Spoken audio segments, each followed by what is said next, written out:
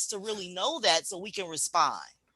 And so one of the things the resolution asks is for the various federal, state, and local COVID-19 related small business funding programs to provide our community with community specific data by race, gender, and ethnicity on who received the funding, both now and into Tanya, the future. Yes. I'm gonna start walking home. Could you please chair the meeting? Sure. Okay, we are recording. Okay. Um, so do you want me to just start from the beginning of just stop this for right now and just open up the meeting? Yeah, yeah. We could go. I see Cirilo Moronta from 809 is here, so we could start by getting his testimony and seeing, as a Okay. small business owner, what are some of the hurdles. So like this Okay. could help inform the Okay. resolution. You know what I'm saying? Because we're getting direct Right, right, testimony right, from right. individuals directly impacted by it. Right. So I'm gonna get back to that other to the Cool. resolution. Okay, so the time is 6:54. We are opening up the Business Development Committee meeting on this day, June 2nd, 2020. We have present from our committee, we have Domingo Estevez, who is going to be joining us shortly. He's the chair. Ashley Fernandez, Nobles Crawford, Cindy Matos, and Francisco Lopez, and I'm Tanya O'Bonner. We are going to begin. I'm sorry, I took the agenda down. We're going to begin with the owner of well, I guess first I think we should just open before we get into anything. I would like us to just acknowledge what's happening right now in our community in New York, and just sort of, open it up, just the general statements from people in terms of, we want to acknowledge that, the city is in turmoil. Um, the country is in turmoil. We have witnessed some really horrendous things in terms of police violence and other types of violence directed at black people, black men, and we want to just acknowledge that is happening. A lot of people, businesses, as we were discussing before we started, are in our community are dealing with this because we have, sort of fringe things going on like looting and other that's impacting small business. So we want to acknowledge that. And I don't know if anyone else has any comments or anything they want to say about that, but it just, for me, it hurts my heart, that this is still continuing, that this is still going on in our country. Um, and it's been centuries. And Yeah. so when we put it into context, and so we really, I just want to open it up to see if anyone else has any comments. If not, we can just, go right on into talking with our business owner from 809. Anybody have any comments about anything that's going on? Any feelings, emotional states? Nothing. Okay. Oh, Nobles, Hi, were you going to say something? No, I wasn't gonna really say anything because I spoke a lot of my piece at the very beginning of this meeting, so I'm good. Okay. Okay. So we're going to start with Cirillo Moranta from 809. And we are, we, as part of our business development committee, for those who might be joining us from the community, we invite businesses, small businesses, to come to our committee to just check in with us and tell us what are some of the challenges and other things that they're facing in the community, and maybe even accept and celebrate some of their successes in the community. So this is our moment to really hear directly from our small businesses. And so 809 is joining us. You are, if you can hear me, yes, would I you like do. to? Great. Would you like to begin? What's been Oh happening? yes. 809. How have you been surviving this? Good evening, everybody. How you guys doing? Hello. Good. All right, Ish. all right, Uh, all right, guys. Thank you for inviting me to be part of this meeting. Um, well, I don't know if you guys know that I'm being part of this community for 45 years. Just in diamonds alone, I've been 35 years since I opened up my first business, which was the grocery store, and the corner grocery store, Diamond and Acre Avenue.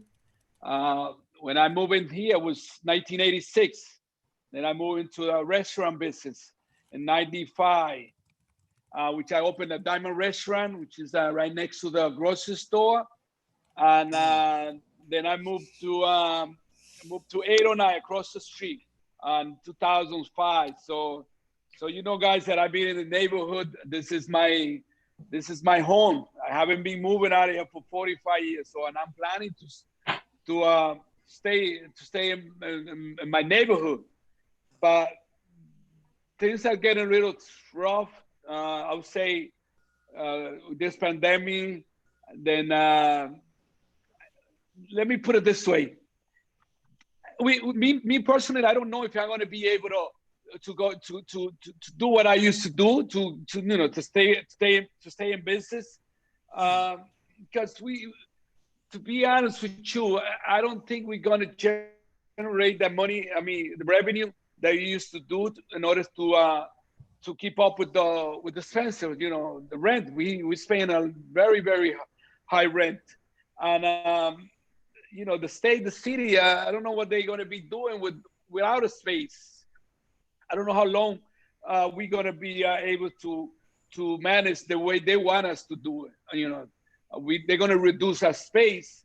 If we have like 10 tables or 20 tables, they're going to bring it down to 10 or 8. So my business, the 809, it's been closing since March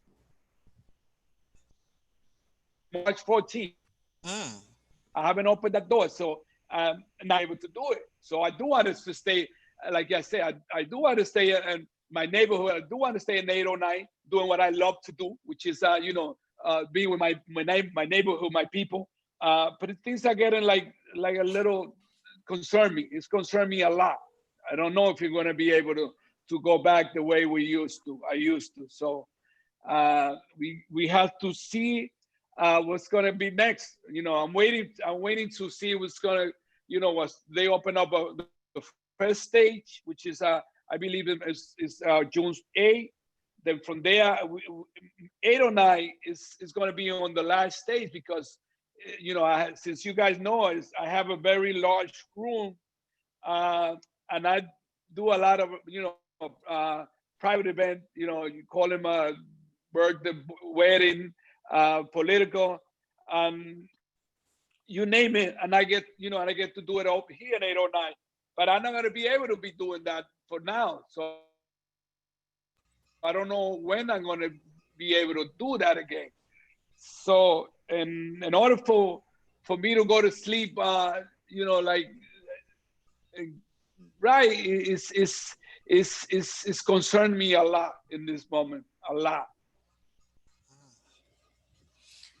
Wow. Okay. So Cirilo, question. So Yes.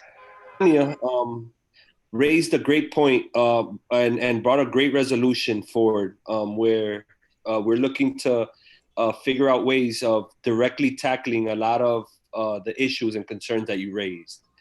Tanya, and we could speak on ways of being able to incorporate even his testimony to be able to give more validity to the claims that we're making in the resolution and give it more life. My thing is, Cirilo, if you were to have any, if you were to receive any state or city subsidies or any program that you feel could alleviate the burden of the pandemic, what would be some of the suggestions that you would be able? What would you provide? What suggestions would you provide to the city in order for you to be able to open up at full capacity again? That's a good question, Domingo. You know, the city of the states, we be getting. I mean, I actually got the PP loan, the payroll loan. So that's money that I has to use it for my payroll money. And now I can only touch 25% out of that money, and to use it for whatever I want to. I mean, not whatever I want. When it comes to rent, food, the other 75 has to be used for payroll. And I didn't get that much. I didn't get enough money and I didn't get that big loan for me to say, okay, you know what? I could stay open for 5-6 months without no problem. So it's not going to happen to me, because, you know, the amount of money that I got is that it wasn't much. And another thing is that I see it, we as a small business, we know we get in, I don't know, we get a hard time in order to get even approved for some loan. We have to go to a lot, and we're not getting it done. So it's like, to be honest with you guys, is something that we all need to be worried about this. Okay, and I'm opening up the floor to anybody in the committee that has any questions, concerns. Yeah, I have a question, Domingo. go ahead, Nobles. Hey, thank you so much for joining us. So quick question for you around, you do have an event space, and that's extremely valuable, especially to some new. Oh no, go ahead. Go ahead. Especially to some new services for the state, testing, antibody testing, or even COVID testing. And there's some other like services I know of. I just don't know off the top of my head that are looking for event space. Has anyone reached out to you about that? No one is thinking about having an event right now, and that's going to take time. Oh, and then I don't know. It might. Go ahead. Sorry. Yeah, I meant to use your space for some official duties of the state, like testing. I know that they're looking for a lot of places, especially in the Heights. Has anyone reached out to you to maybe use your or rent your space for testing? No one has reached out. No. So now that's something that would be interesting for your resolution, Tanya, that, in events where it's like, contact tracing check-in places or further expansion of testing or what have you, perhaps like for the areas in our community, like for instance, the antibody testing, I had to go to the Bronx for mine. There was only one antibody testing in Midtown, right now. Like if 809 is open, they should be having antibody testing up here for the community. So maybe something we should think about when it comes to using underutilized spaces right now, especially like 809. Well, that's Eleazar, Chair Eleazar Bueno has a hand up. Eleazar. Yeah, Tanya, thank you for your always good points. Our businesses employ undocumented families more than anyone else. But when it comes to fill out the paperwork for the PPP approval, we can't count that as payroll because they're undocumented families. But they are our employees. So it's sort of like the fight between the rock and the egg. The rock is always going to win. But Paola, please make me a co-host. I'm sorry, Eliezer. Please make me a co-host, Paola. Okay, so I was just going to say that a lot of our businesses will not be able to payroll in the opening phase because of our unique situation of not having unemployment of families that we cannot report part of our official paper. I just wanted to make that point. Thank you. And it seems like there's a lot of concerns that we must address when we create and I feel Tanya's resolution is headed towards that step where when we think of reopening, we have to question what does that mean and who are the people that are actually reopening, who have the resources to do so. Cirilo, another question. So I've noticed that there's a lot of commotion going on in Dyckman. There was a rally today around small business and looting. Can you speak about the impact that's having and the extra expense now to be able to protect your business from individuals who are just trying to harm the community? And not necessarily, and just to be clear, there's a movement right now on police brutality and police abuse.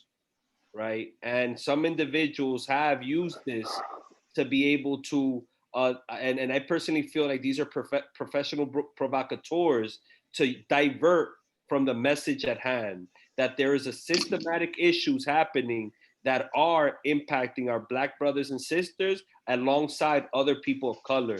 And they're using this whole looting situation to divert from that, So I just wanted to state that before we Cirilo, if you could provide your response, please. Yeah, I think Domingo, you're right on that because you know what? We all brothers and sisters, And we as a small business, you know, we coming from, most of this business are mom and pop. So, you know, it's like today, like you said, we got together with we call up the CEO from the 3-4 and the group of guys from the community. And sorry about that, guy. I was getting a phone call. So yeah, so yeah, that's something that me myself we wasn't ready. I wasn't ready for. I had to send my guys to I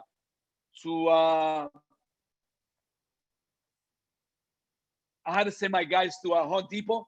I had to give them my $800 to buy to make sure I cover all my windows tonight, because, you know, since I don't want, you know, I wouldn't want someone to come and break all my windows and loot it, you know, and that's something that we're not ready for. That right now we're in the middle of a pandemic, then a crisis, then top of that we get in this too. So I don't think, you know, we're not ready for this. We're not ready. You know, like I said, this is we are sending the wrong message by doing it this way, because like I say, this most of this business, this is a family's business, a small business, and we have, you know, most of the employees that we have. Yeah. So most of the employees that we have, they're from the neighborhood. They have family, and you know, now we had to face this situation. It's really sad. You know, it's like I said, you know, we're not ready for this. We're not ready. Definitely, we're not. I'm gonna do is, does anybody have a question on the committee? Anybody going once? I have a question. How's everyone doing? Hey, what's up, Francisco? Cirilo. Thank you for coming and giving us your time. I noticed that 809, unlike some of the other bars, didn't open halfway, meaning delivering drinks or delivering food. Why did you guys decide not to go that route? Well, I did it because, since, you know, I have another business across the street, so I'm doing everything from across the street. Plus, me keeping up the doors open on 809, that's going to cost me a lot. It's going to cost me a lot, and you know what? We're not making the money in order to not even to think open our 809. It's a large space, like, you know, and I wasn't going to be able to keep up with it. So that's why I didn't bother open hours for, like you said, for as a bar or drink. So I'm doing it across the street. Got it. Nobles, would you mention, when you said earlier about using 809 as a space, I think honestly every single club or bar that has some sort of open space, like 10th Avenue, what's the one, 7-7 over on 180 something, I can't remember, 170 something, and then all the places on Dykeman, that if we can convert those spaces into testing grounds for either COVID or antibodies, and probably get some government funding that can help these places stay open, if that's an avenue that we can tackle, I think that we should give all our efforts into that if possible. I honestly think that we should put it into the resolution that Tanya's got work in, Francisco. I think that's the best forum for it. Okay. You're completely right. That's a good point, Francisco. So I think moving forward, and Tanya, you could comment on this if you have any suggestions, but I think one of the areas that seems that collectively we've come to an agreement, it's with the whole being able to identify temporary uses for these spaces in order to generate revenue, so that we could be able to alleviate the burden once the business has to reopen. And I think like Nobles stated, potentially using these as testing sites for both antibodies and for the virus seems to be, it would potentially generate the revenue to be able, not necessarily profit but to be able to maintain a certain cash flow coming into the business. So I think we have to do our due diligence with that and identify and even speak to some of the elected officials that are here what type of initiatives are being done to be able to leverage the resources offered by the city and the state in order for our businesses not to drown. So I think, and Tanya, do you have any remarks on that? Yeah, you're muted. You're muted, Tanya. Yeah, thank you. Yeah, I totally agree with that. I think that, yeah, in the interim, we are rapidly approaching reopening. Like phase one is Monday, and that will allow retail, if people are retail, to do curbside and things like that. And who knows, we might be in that phase for a few weeks, and then we will get to the phase of restaurants What full phase is that? Sorry to I believe it's phase two. From what I saw, the last thing I saw on with the governor's press conference, I believe restaurants were phase two, but I believe there were restrictions. There are going to be restrictions, like it could be capacity, and then outdoor. They're looking at allowing people to use outdoor space. But yeah, I think I believe. Don't quote me on that, but I believe when he put up the slide in his press conference that I believe restaurants were for phase two. So we're rapidly approaching. So, but I do agree that there needs to be some businesses won't be able to just full-fledged go full speed ahead, when it's time to reopen, and there will need to be steps taken to help these businesses to get to that point. And so I think that's a very key point, and I appreciate, that insight. Yeah, thank you so much. Cirilo, do you have any closing remarks on ways that we could potentially effectively advocate or anything you would like us to amplify in regards to resources for your business, or anything you need from us to be able to put in the forefront of the conversation when it comes to small businesses in our community? Thank you, Domingo.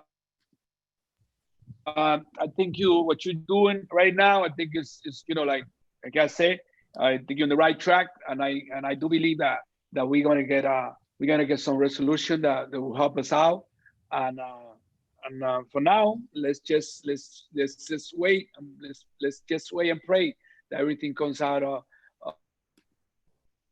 okay, and for us. Okay.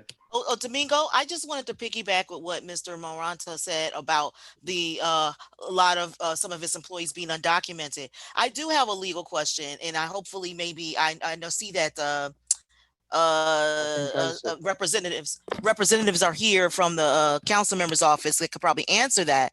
Is in what way could they be legally integrated into making sure that even though those businesses do have a number of people who are undocumented, in what way can they still be able to get funding so that they can reopen? Because he mentioned it was a very good point that he had employees, but he couldn't use the PPP funds for it because they were undocumented. So I would like to sort of, maybe when we get there, see if there's some insight that we could get in terms of what we could ask for in a resolution, what's realistic for us to ask for, as far as that situation.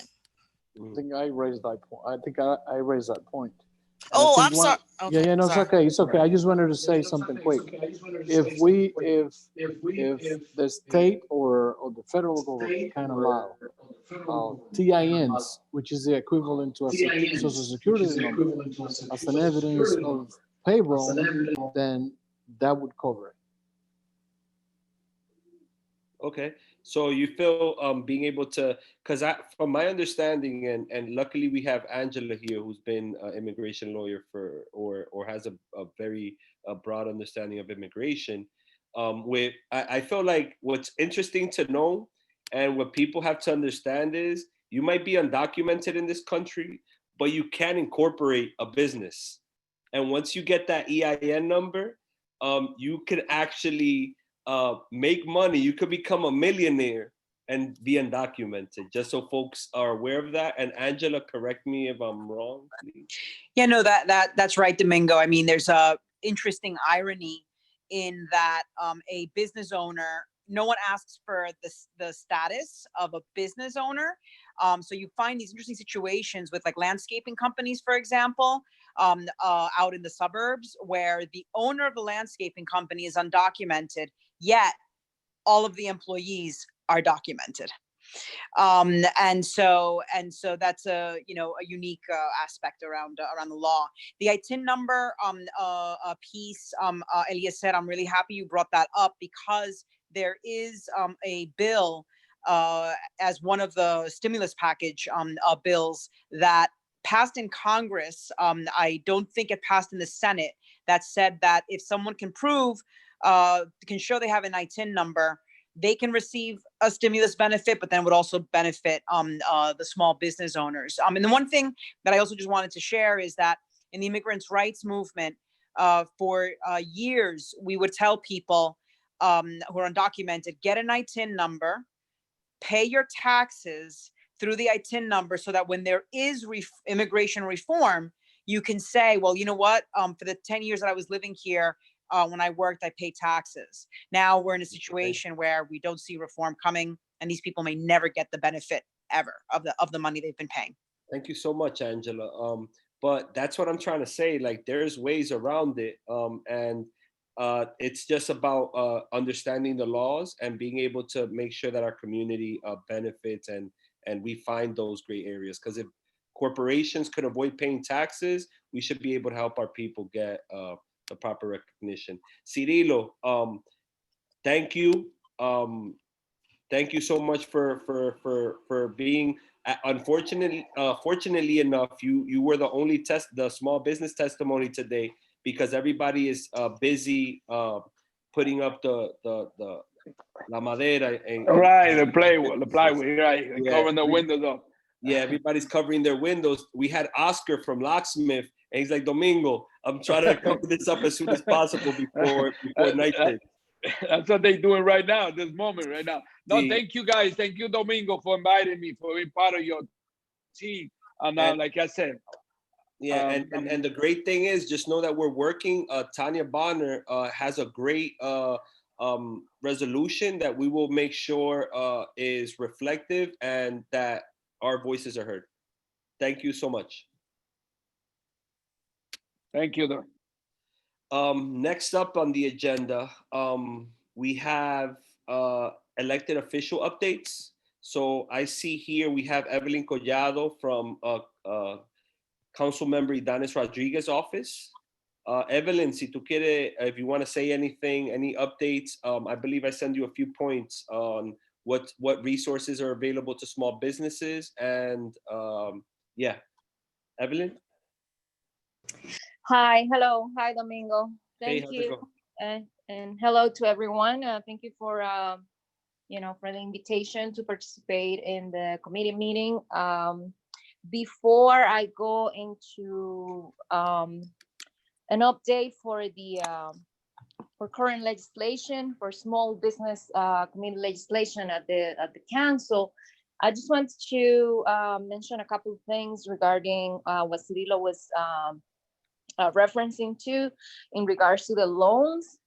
I don't know if he's still there or if he left already, but I know that he mentioned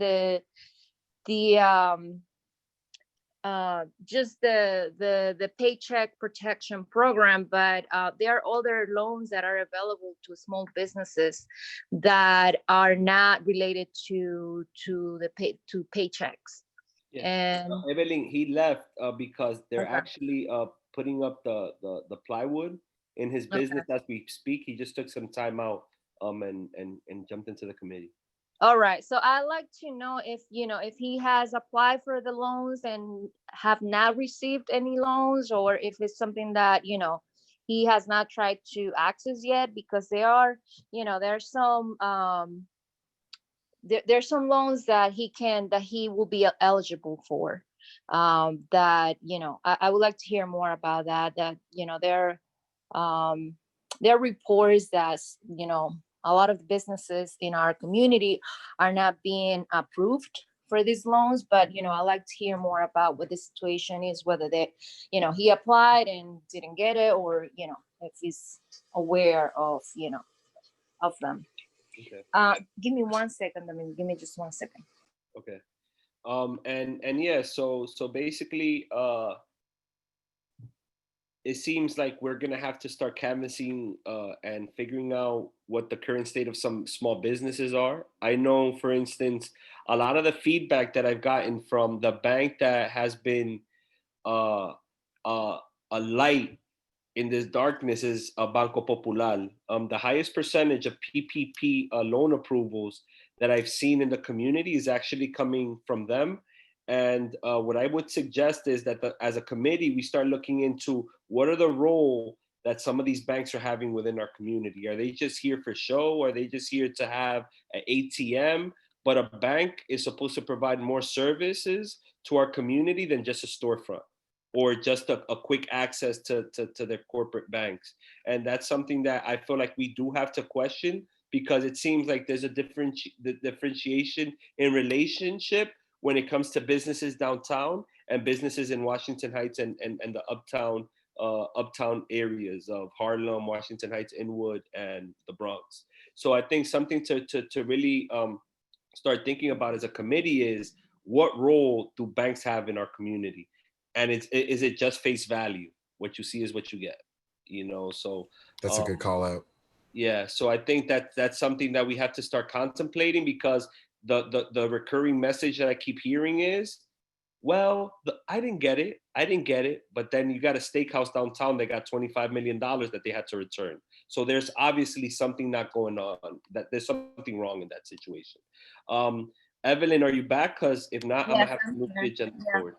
Okay, thank you. So the other thing that I wanted to highlight for him and for the committee is that there are a couple of legislations that were recently enacted at the council from Councilmember Rivera and Adams, and they are in relations to businesses and personal liability for provisions of leases, and against the harassment of commercial tenants. So these are two bills that have already become law, and that prohibit landlords to harass tenants, commercial tenants, tenants that have been affected by the restrictions imposed by COVID-19, and also that forbid them to hold tenants personally liable for commercial leases. So it's it's not a lot, but it's a very important step to protect commercial tenants as they face a lot of the issues of not being able to operate within this time. So I know that loss of revenue is a huge issue, and this is not a complete answer, but this is something that gives them a little bit of space to get back on the saddle as things open up. There is another bill that is second. There are several other bills related to small businesses and COVID-19. I don't know if you guys are aware, but there was another law that was recently enacted that prohibits certain third-party food delivery services to charge more than certain percentages, in fees for their, in their business relationship to businesses in the city. I believe is for restaurants, it can be more than 50% of the total. 15, right? 15%. 15. Okay. And 5% for all other businesses. So these are important wins to protect local and small businesses, and they were quickly signed into law. Also, Councilmember Joe Nye also had a bill signed into law that prohibits third-party food delivery services to charge local businesses for orders that did not result in a purchase. So a lot of these businesses will charge the restaurants even when the person did not end up placing an order. So that also has become a law. We have a resolution. Councilmember Rodriguez and Constantinides, they both have a resolution supporting a state bill that will, that is calling for canceling 3 months worth of rent, across the board, both residential and commercial. But that's a resolution, and that's it's not something that the city can legislate, but we support the state level bill that has been submitted in Albany, and we continue to call for the state to cancel rent for 3 months, or allowed, or at least for commercial tenants to allow them to to exonerate them the value of those 3 months worth of rent, and in property taxes, or allow the businesses some way to make up for the for the rent. I have So a question though. The same way that there's subsidies for big corporations and people that employ over a certain amount of individuals, there's certain city and state subsidies. Is there anything being currently drafted or in the talks around, like potentially having some sort of local city SBS bailout or reopening packages for small businesses? I mean, there are some bills that have been introduced. There are some ideas making the runs, but as a bailout, not in that language. I haven't seen anything calling for a bailout, but Okay. Sorry for the term bailout. I don't want to focus it on that. I want to basically Okay. focus it more on a substantive, an amount of money that's able to be allotted for the reopening back of the city, and identifying particularly communities that have like Tanya's resolution is addressing a certain amount of vacancy storefronts, right? In order to be able to maintain the small business and develop that small business infrastructure, there has to be a certain level of commitment from the city alongside with the state and the federal government in order to be able to reopen and not just go from 18% to 28%. You know what I'm trying to say? So there has to be some effort or monies identified, not necessarily as loans, not necessarily it just be able to incentivize the reopening of the city, and being able to allot small businesses, particularly those who are disproportionately impacted by everything, the ability to be able to reopen without having, like, because what Cirilo's saying is pretty scary, which is like, hey, I don't think I'm gonna have to reduce this, I'm gonna have to reduce that, but yet we're talking about potentially having to add another individual to unemployment, having another individual who's not going to be able to work. You know what I'm saying? So I think it's important to be able to open up the city at full capacity and not just partially. Yeah, so we are introducing a bill next data meeting. We just drafted a bill to create an economic recovery task force, COVID-19 recovery task force, which is exactly, that will be the main goal of this working group, will be to identify the ways that the city should move forward in post reopening, and that includes the business community, and the citizenry at large, all the issues that people are facing, loss of jobs, accumulated debt, rent payments, everything. So we are going to be introducing that on the next state meeting. And so we also have an update regarding the SPJSA bill.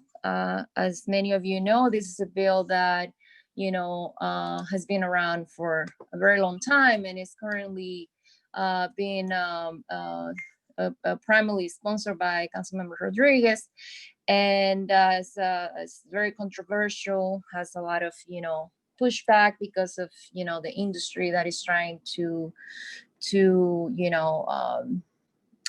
to sort of regulate as many people see it. There are some changes to the language that were recently introduced that will concentrate on businesses above, 96th Street and the outer boroughs, and below 96, just storefront business. So we're trying to compromise on the language to, help this bill move forward. So basically, trying to highlight that the larger need for, a comprehensive,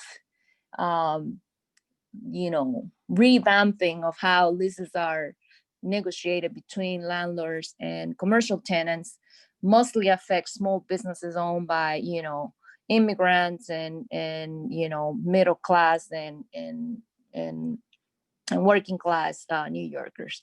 So that's what we are trying to do. I want to open it up to questions from the committee, Evelyn. I Mhm. know Tanya and myself co-hosted a meeting once about that particular subject, the SB, sorry about that, the SBJ. And how many votes are, and after this question, it's open up to the committee. So anybody who has a question, feel free to ask. But how many votes away is the legislation from passing? Because I remember it was like at 29, 30, 31 at one point. And all it needed was 6-7 more votes. Yeah, so we have a lot of support on this bill, but we need the support of the speaker to move this bill forward. So, So in other we, words, the speaker's not supporting the bill?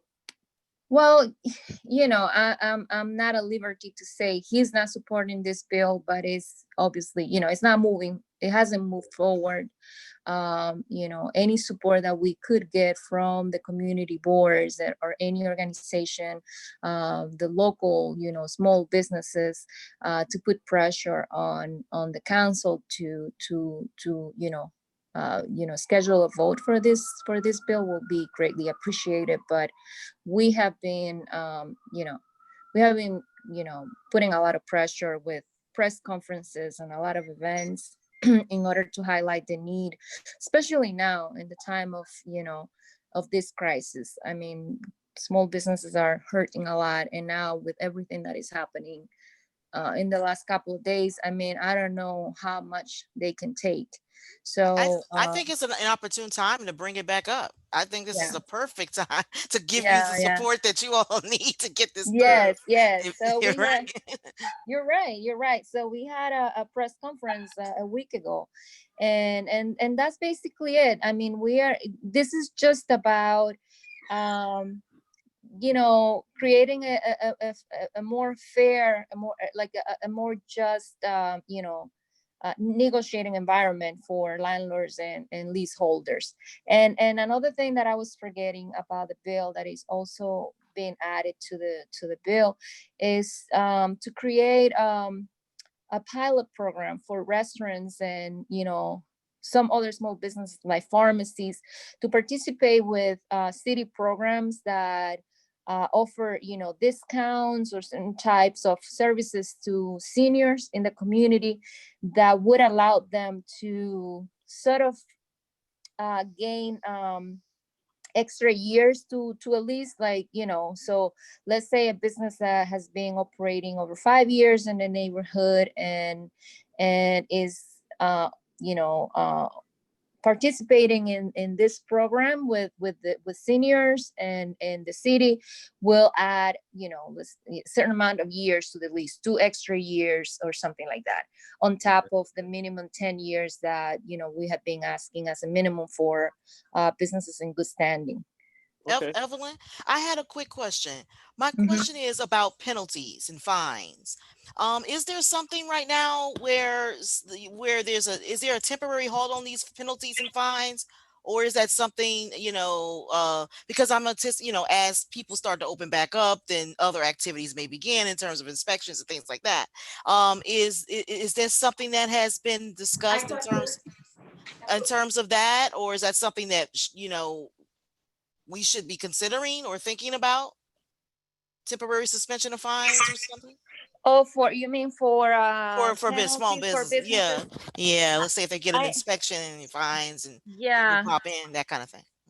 I know that there was something recently that the mayor signed into law about penalties for businesses. I don't remember exactly the new rule in its entirety, but I also know that that we have a bill to change the way that penalties are issued and the moratorium, the time that businesses have to correct violations before they get the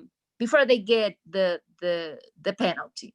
So sort of like adding like a warning time, a warning period of time for the businesses to get into compliance before they're even issue a ticket. So but I would have to go back because I know that there are some recent changes in the way that the city is handling that. But you know, I believe that this administration is open to create you know, a sort of structure to help businesses get back into, you know, into business in a way that is not punitive. You know, they understand that the city needs to get back to, you know, to where it was, and if you make it harder for the businesses to do this, you are hurting the entire city, you know. So I mean, if you guys have any ideas, you know, we'll you know, I'll bring it to the council member and, you know, provide support from the council member's office. Yeah, thank you so much. So what we'll do is there any questions from the committee? So thank you so much, Evelyn. I know there was a lot of information, being that there's so much going on right now. I thank you for taking the time to actually come and do a very thorough presentation. If there is anything that I think one of the things that we should contemplate, Tanya, is incorporating language about the SBJA into the resolution. I don't know if in any way that were to take away from the message, but I think everything intersects. There's intersectionality in all of that, and it's multi-layered. So I think that the stronger the resolution, the more that we could encompass and actually give some ideas. So thank you, Evelyn, for Absolutely. Thank you for the invitation. And if you guys have any follow-up questions about the stuff that I mentioned, I'll be happy to, you know, send you something in writing or something like that. Okay, thank you so much. Okay, thank you guys. Carmen De La Rosa, our assemblywoman, is here. Carmen was out there in the field. So the reason why we started a little bit late, she was out there as well, making sure that she heard the voices of our community and just the people's sentiment. So Carmen, you're up for any updates in regards to legislative or anything pertaining to small businesses.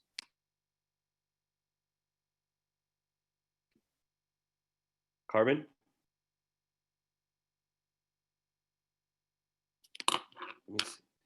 She's muted. No, she's here. She sent a question. No, I said her thing is muted.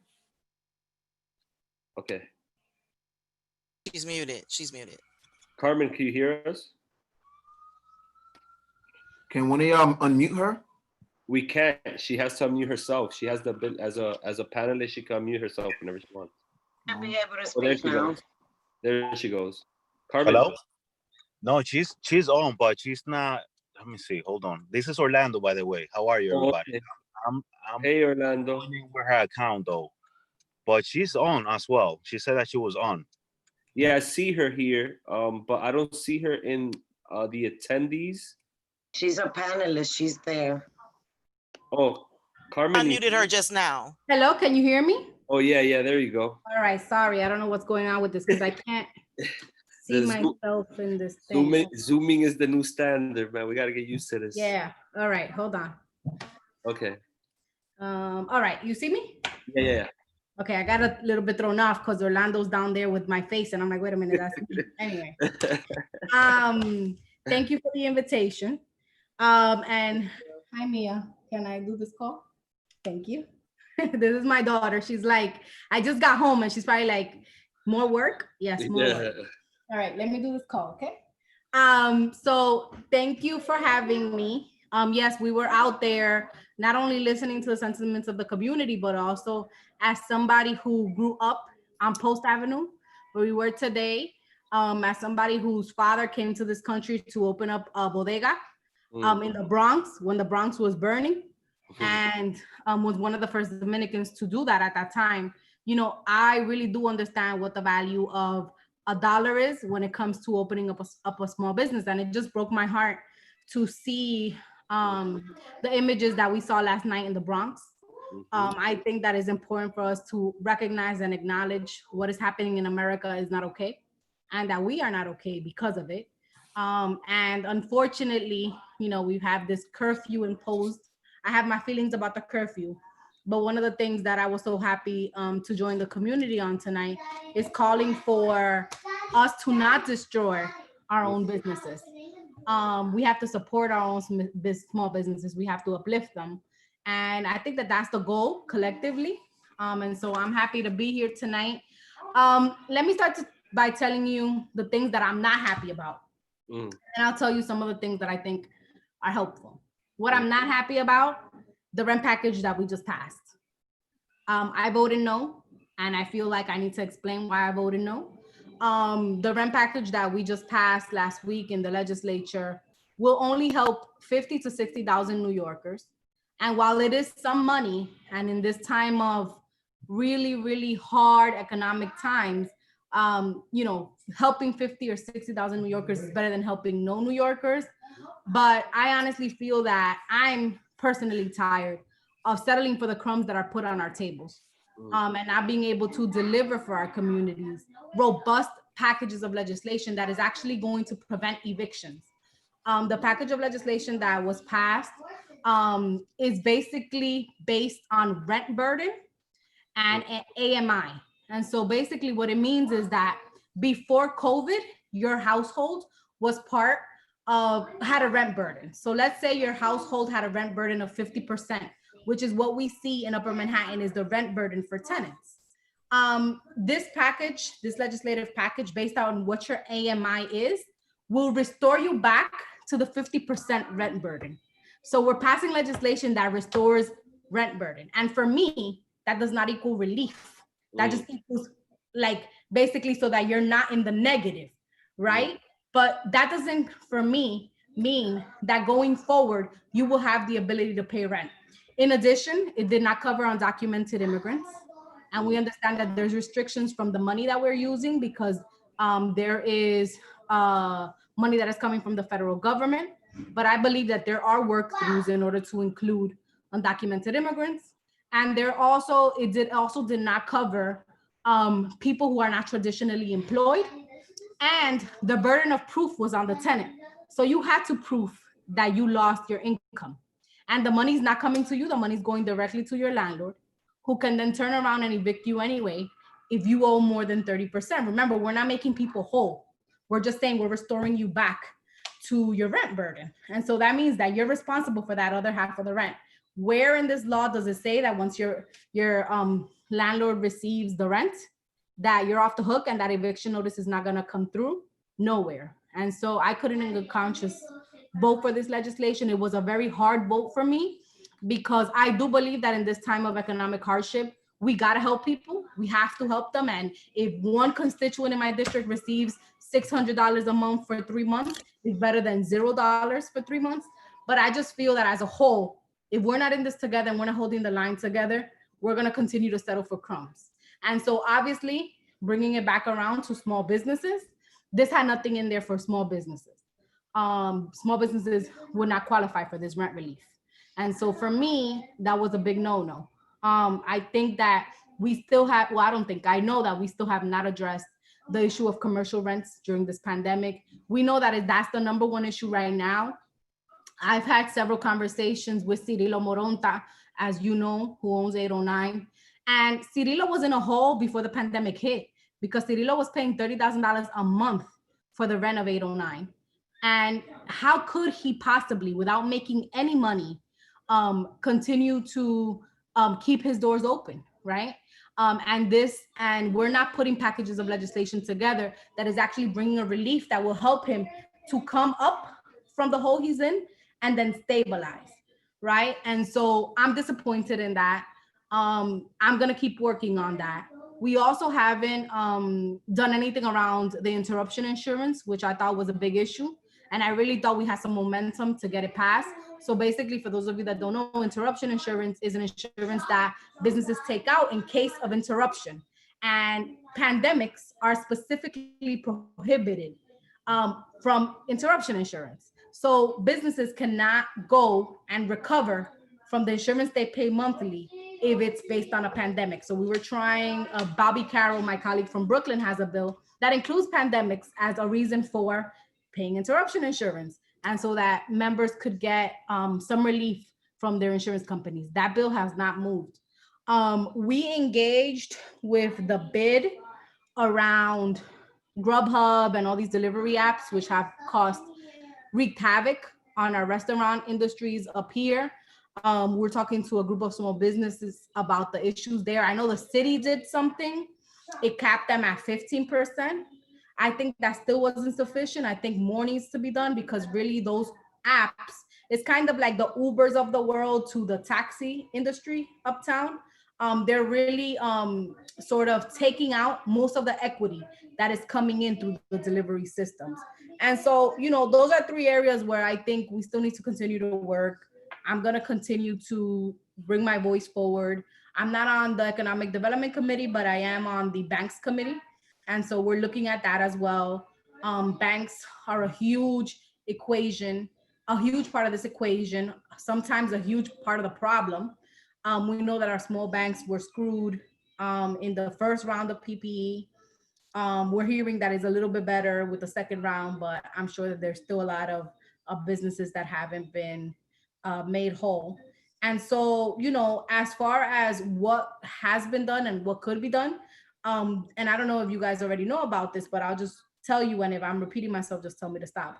But there is a new loan that was put out by the Empire State Development. They just launched it. It's called the New York Forward Loan Program, and it's for nonprofits, small businesses, and small landlords.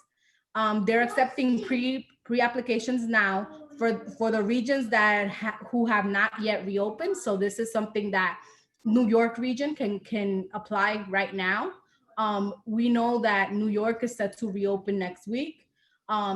That's based on, that's a moving target, I think, because there's still parts of our state, parts of our city that are not, that are still obviously undergoing the pandemic. And so I'm very concerned about the reopening process, but this small business loan is available. It's for small businesses and nonprofits that employ 20 or fewer fewer full-time equivalent employees. I don't know why I have landlords on my mind.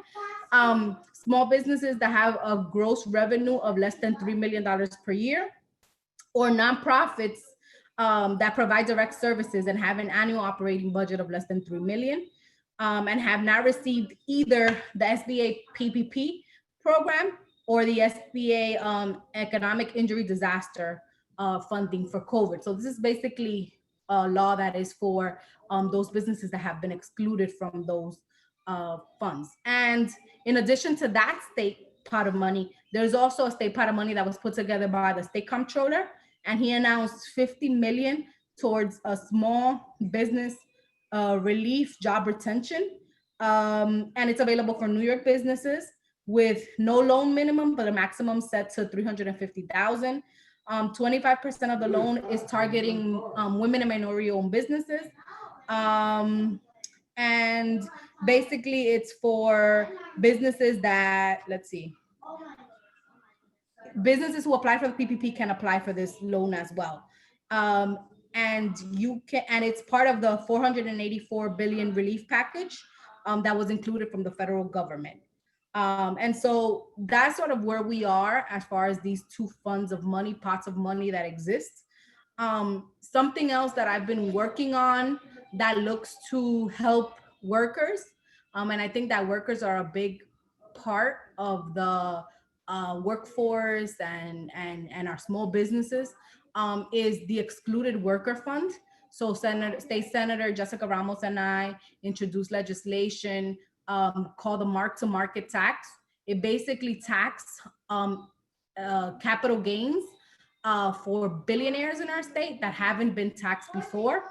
It would be an annual tax that would create $5.5 billion in state revenue and would create a worker bailout fund. And the worker bailout would basically function to excluded workers in our state, like undocumented people who may not have, maybe in the process of legalizing, but don't have all of their status together, people who don't have traditional means of employment, like sex workers and others. And so what this fund basically does is that it creates its own unemployment fund so that they can receive a monthly income. We're projecting that monthly income, if we get to the level of 5.5 through the tax, to be a $3,000 a month income for these families. So it would be something substantial, not a crumb. Obviously, there's a significant political conversation that has to happen in the state of New York about revenue raisers in general. We haven't engaged in those conversations, unfortunately, to the extent that I think we should be. We need to tax the millionaires. We need to make sure that we are looking at the pied-à-terre tax. We're looking at the stock transfer tax and other ways to make revenue for the state in order to get us out of this hole. And so this is my bill with Jessica that we've put forward and is now up for discussion with the state legislature. And we're pushing it. We have the support of over 50 coalition orgs and unions. And we're really like moving the conversation forward to make sure that some of our workers in our communities can benefit from some of these funds. So I'm gonna leave it there and I'm gonna open it up for questions, Domingo, if that's okay. Okay, cool. So thank you, Carmen. And going back to it, thank you for your articulate presentation. Going back to it, we had a conversation around banks, right? And I think we were working on an event with Assemblywoman De La Rosa around doing like what folks need to know about banks, and not it just being face value, but what is the purpose and what are the expectations that the community should have on these banks. Unfortunately, we had to postpone it because we were going to do this meeting, but we could pick it up as a committee, Carmen, and work on that collaboration again. I know Cindy's in here, and Cindy's, I believe, the branch manager for TD Bank in 207. And as we engage in these conversations, I think it's extremely important to be able to know the importance of what are the roles of banks within our community and what does it mean to have a branch within the community, because a branch is supposed to serve as a connection to the entity, not just seeing it there at face value, but what benefits are you bringing to the community in which that branch is located. And I Absolutely. think we could tap more into that towards the end. But I'm gonna let Francisco go ahead, brother. Yes. Hi, Carmen. Well. Such a pleasure to meet you. I've seen all your flyers everywhere.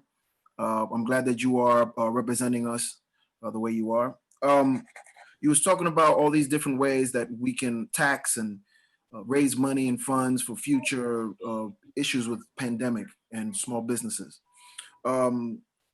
This is in the same realm of what we're talking about, but it's a little different because there's a huge business industry that's booming and is creating surpluses for states and cities all around this country.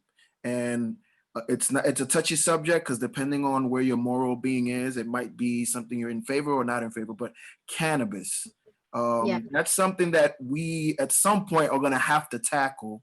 I always heard the governor say we're definitely going to make this something by the end of this year. I don't know if that's going to be delayed because of the pandemic, but in your circle, in your area of expertise and the bills and things that you hear, what are they talking about when it comes to cannabis, and how can those potential earnings or monies can come into our community and help us, similar to what those taxes can do as well?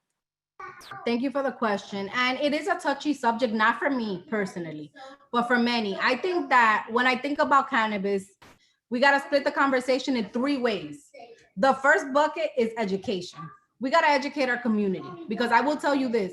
When I walk into a senior center to talk to seniors about whatever it is that is bothering them, the first thing they say to me is, no te atrevas a legalizar la marihuana esa. Don't you dare legalize that marijuana. That's the first thing they say to me, right? And I think that that's because there's a generational disconnect between what marijuana is for many and what it is for our seniors, right? And so I think that the first thing that we need to do is really sustain a conversation in our community about substance abuse and about marijuana policy, and differentiate these two things, right? So that's very critical for us to do. And I've actually been engaging the Drug Policy Alliance on this heavily. We were actually planning an event with Senator Robert Jackson last year around this. But then the situation with the needle exchange in the community got out of hand, and we needed to shift from doing the marijuana conversation to talking about and focusing on that. But that's definitely something that's still on my radar, a conversation that I think we need to engage in very, very wholeheartedly. So now when it comes to the politics of things, right? That's where I say that we need to break this conversation down in two realms. There is the revenue side of the equation. How do we tax something, right, that has caused harm on the criminal justice side to many of our communities? So as we engage in this conversation, I'm a member of the Black, Latino, Asian Caucus. One of the things that has been on the forefront, priority for us members of color, has been the decriminalization of marijuana as we look to legalize, right? We need to expunge criminal records of people that have been picked up on these streets because they were selling something that you now want to make legal because the state needs the money, right? We also need to talk about equity, right? Generational and wealth building in our communities. How do we allow these black men and men of color and women to be part, and not just the face of it, so they can qualify for some MWBE thing that the state comes up with, right? But how do we make it so that they can actually build wealth, understanding that some of them have criminal records based on the racist system that has existed in this state of criminalizing men for marijuana possession. And so one of the things that has not allowed this to go forward is that there is kind of a deadlock in where we won't go if the wrongs that have been inflicted on our community are not made right, made whole. Because it's unfair. Like, for example, I'll give you an example of something that happened to me. I had a white man come and see me, and he was the owner of a corporation that operates in another state where marijuana has been legalized. And he came up to me, and he had a lobbyist, a very high-powered lobbyist, and they were talking to me. And they were talking to me about marijuana and my views on it. And I said to him, I said, who is going to be the president of your board? And he said, we have this great African-American man. He's going to be the president of the board, and he's great. And he started telling me his credentials. And then I looked at him and I said, so he's the president of your board. I'm sure he's going to have a hefty salary. But why not make him part owner? Why not give him equity in your company? And they both looked at me like I was crazy and looked at each other and just said, we never thought of that, right? And so this is the conversation that we need to push. The conversation needs to be that we don't want to be the faces of any companies that are going to get subsidies from our state. We need to be the ones that are making the decisions for these companies to come forward, and so that that wealth can be kept in our community and grow. Because when you eat, the people around you eat. And most likely those people are people that are in your community, that you have grown up with, that you're moving forward with you, right? So we have to be very careful about how we unpack this cannabis package, because we want to make sure that we are equitable and how we do that, and not in a way that is a token you know, here you go, because we want to make sure that people are actually have a stake in it. So that's the conversations that have happened. And when I have seen deadlocks on this conversation, it's about that. It's about how do we right that wrong. And I think something that Francisco, thanks for raising it. Something, Carmen is very responsive. So I think we deserve a conversation around cannabis and the stigmas that are in a generation that unfortunately it's not the new social norm at this point. So I think having a conversational, intergenerational conversation around that, Francisco, is something that we could work on to be able to discuss it, because the possibilities are real. And like Carmen said, it's not about tokenizing, but how can we identify people of color being part of the structure that benefits from it? Not necessarily just the face, but part of the investment, part of the folks who are going to be able to profit from something that was used as a tool to be able to criminalize individuals. Anybody else have any other questions for Carmen? I would also like to add real quick that we as a committee, as well as the licensing committee, should really start to have these conversations, because it will affect us. It will be part of our conversation whenever it gets legalized. Agreed. And I think we should start preparing for that conversation and get ahead of any programs that we can take advantage of, or speak to the Carmens of the world and make sure they come in and talk to us and keep us abreast of what is happening in the political realm, because a lot of us are completely lost. We don't know what's going on there. And I just get the feeling that communities like the Heights and Harlem and the Bronx are going to be last. Yeah. Typically. And then I'll say this before I see Angela has a question. I have a question. Before we get to Angela's question, I'll say this.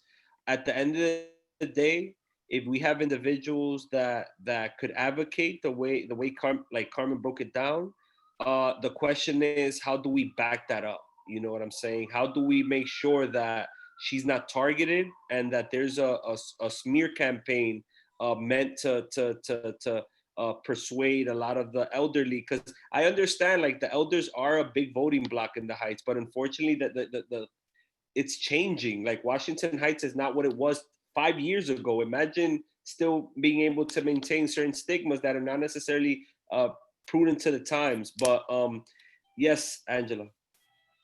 No, I just wanted to know, thank you, Carmen. That was a excellent presentation. And I wanted to know, within the negotiations around the cannabis bills, is there any discussion around ensuring that companies do not, or not in a position where they can't hire people who have past criminal convictions?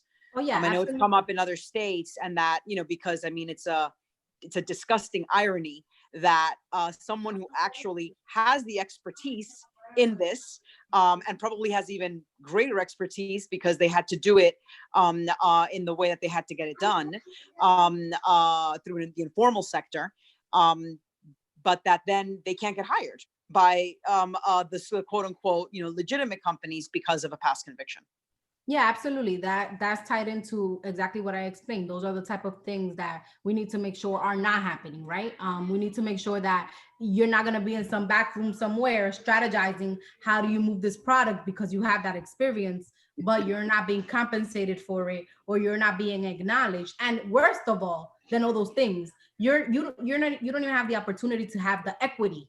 Because, you know, it's like a corporation, right? It's like McDonald's. The people that are making the big money are not the ones flipping the burgers, right? And so those are the inequities that we need to be responding to right now, so that we don't create a second-class citizenry within this new industry that we're trying to legalize. Well, it's an old industry, but an industry that we're trying to legalize. So yeah, absolutely. Yeah, and I think and I'll finish off with this, Carmen. So basically, a lot of the concern that was raised, one of our committee members, Tanya, my assistant chair, Tanya, my co-chair, she did put together a great resolution around how do we reopen and what does that look like, and some of the supports.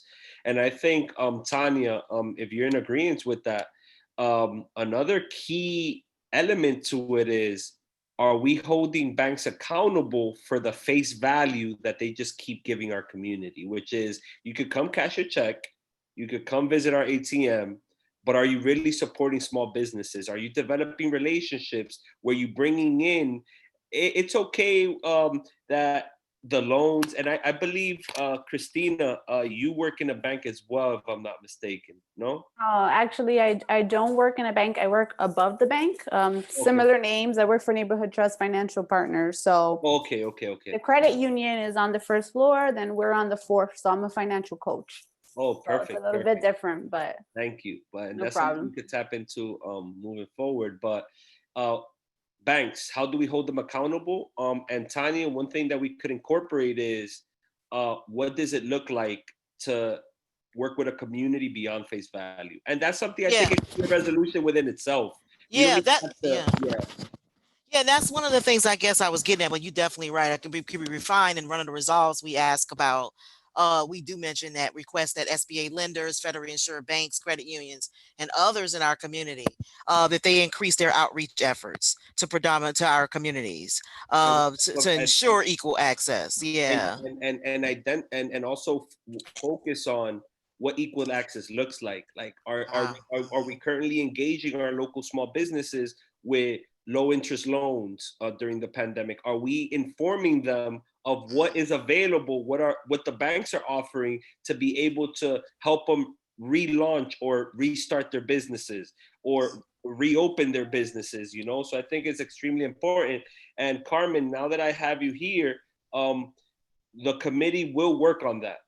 We will work together. I'll reach out to Orlando. I'll send you an email as well.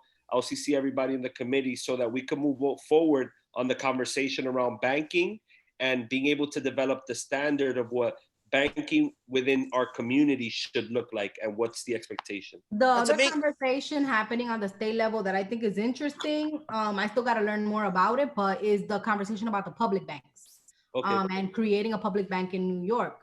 You know, those ideas always seem interesting to me. They always seem like something I want to support, but we also have to remember that not all communities, unfortunately, are built equally.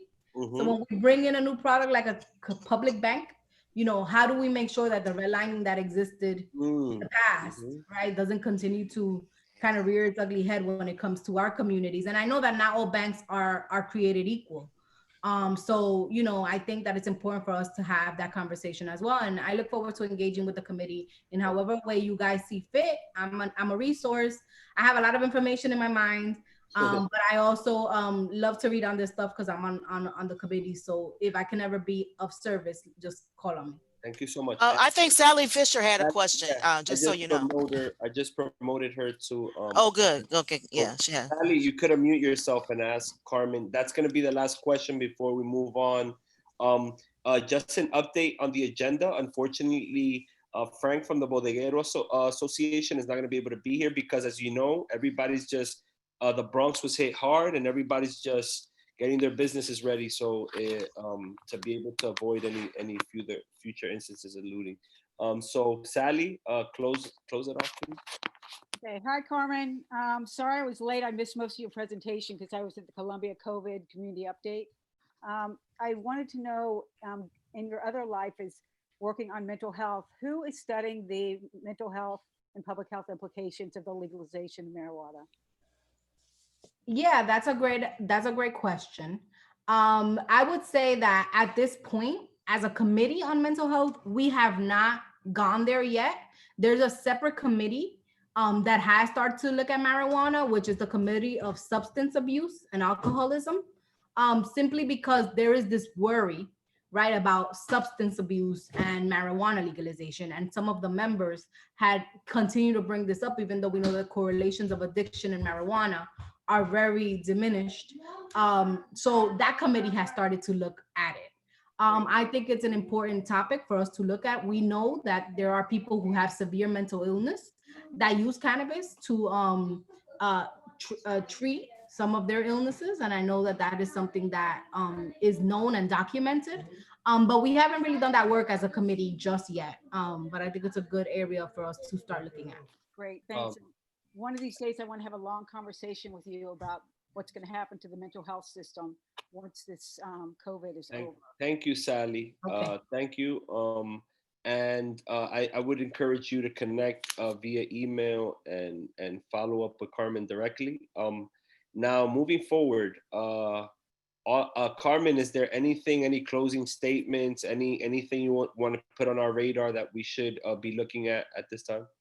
No, just thank you for the opportunity. You know, this is a tough moment for all of us. See your elected officials as a resource. There's a lot going on, from COVID to racism. And our offices are working to make sure that a lot of the bills that have been held up, that will bring some equity, begin to pass. I'm a very huge proponent of criminal justice reform and of police accountability. So be on the lookout for, on Thursday, the Black Latino Asian Caucus is going to do a huge rally at the state office building. We will be there in full force, presenting our agenda as legislators of color of what we want to see when it comes to police accountability. And, you know, enough to just say that I love you all, and I hope you're safe in this time that is so troubling. So thank you for the opportunity. Can you put your email on the question part so we can have it, please? Yeah, for sure. Thank you so much. Love you too. All right. Okay, perfect. So moving on to the agenda. So we have a presentation around CBAs. I heard that term a few months ago for the first time, community benefits agreement. And I was participating in a meeting that the Congressman Adriano Espaillat held with the Tower, that new development in 181st Street in Amsterdam. And I found it very interesting that there are agreements out there that are legally binding that we don't have an understanding of, and we don't have an understanding if they're still being upheld, you know? So when you have these big corporations, these big developments come into our community to benefit from them, there's a certain negotiation that takes place, and a community benefit agreement is developed. For that, I reached out to Angela Fernandez, who's a lawyer, to be able to do a presentation for the committee on what is a CBA. Angela, you could go ahead and begin your presentation, please. Sure. No, absolutely. And thank you for the invitation, Domingo and Sally. I'm glad to hear that you're on the call, because I think you remember that in a presentation at Isabella's, I think it was related to the Port Authority, where I think they were announcing its opening. And I had asked, where's the community benefits agreement? And I think someone said there was one, but as far as what, you know, folks in the audience, they didn't know about it. And I think that that's a critical piece there. And especially, and then Domingo, you mentioned at the Towers, that there is a community benefits agreement, but the key component to the community benefits agreement is the word community. And when you look at models, excellent models of community benefits agreements, they are binding agreements, legally enforceable, and they are done between typically a developer and the community. And the community is many times represented by a coalition of groups or a coalition of leaders. And I think that's something that we have to have a robust conversation about. And so what do you typically find in a community benefits agreement? We can find where there's, actually, before I go into that, what I want to also add is that when we think about our neighborhood and we think about a building that comes in and says that they're going to build an additional 8 floors on a building that already has 2 floors. Well, those additional 8 floors that they're building, they're going to make millions and millions and millions of dollars off of that over many years.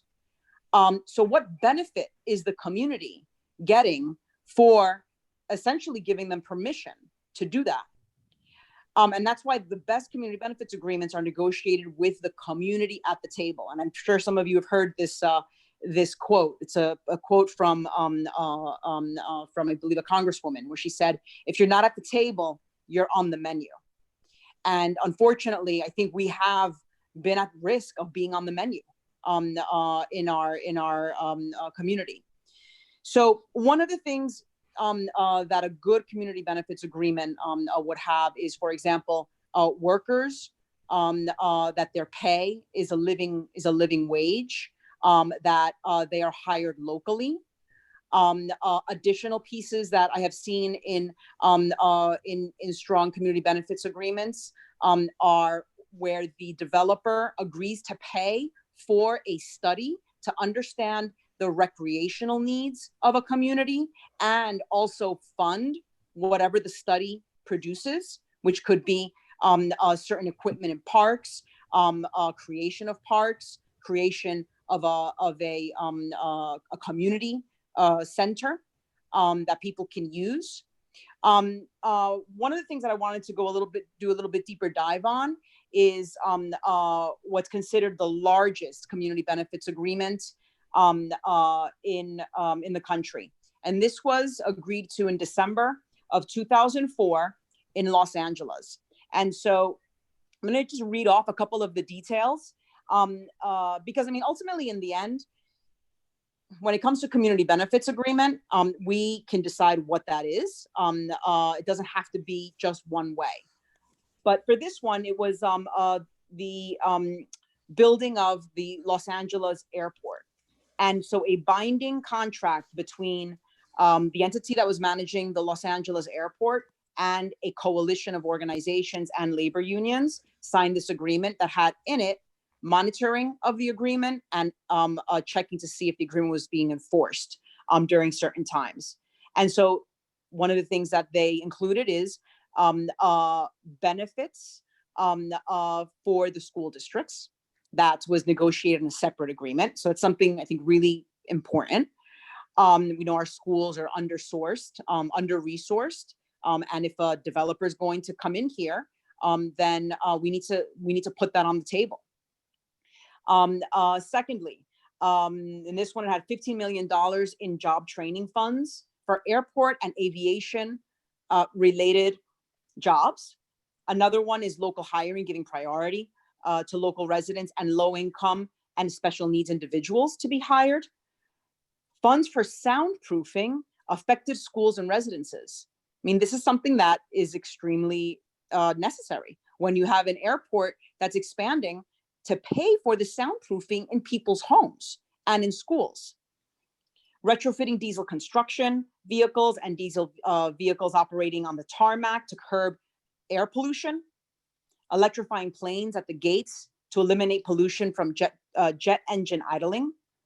Funds to study the health impacts of airport operations in the surrounding communities, and increased chances for local, minority, and women-owned businesses to be able to do business. So that's the procurement stream that the airport, this new airport, would actually produce. So I thought it was important, and I mentioned it to Domingo, not only to share this information as something that we should be demanding this from developers that come in, but also I think it's important that we understand what has already been negotiated in our name and understand that, put it up publicly, and let's look and see if whoever signed these agreements, if they are actually holding up their end of the bargain. So with that, I don't want to take too much time. I'm happy to take questions. Thank you for that. Francisco, you got a question? No, I just want to say thank you for that. That was enlightening. Yeah, and the reason behind this brief conversation was that I think it's extremely important as we do our due diligence to understand to what magnitude negotiations are currently happening in our community in our name, right? So if somebody's going to come to our community, and part of business development is also being able to make sure that we leverage these developments to be able to meet the needs of our community, but also the needs of local businesses, right? Like for instance, right, there should be CBAs that provide ownership to small businesses within our community within those particular projects. For instance, if we're building a hotel room, right, a big hotel that has X amount of commercial space, etc., and is renting out space, how come a portion of that And this is where I say the importance of a land trust is so important.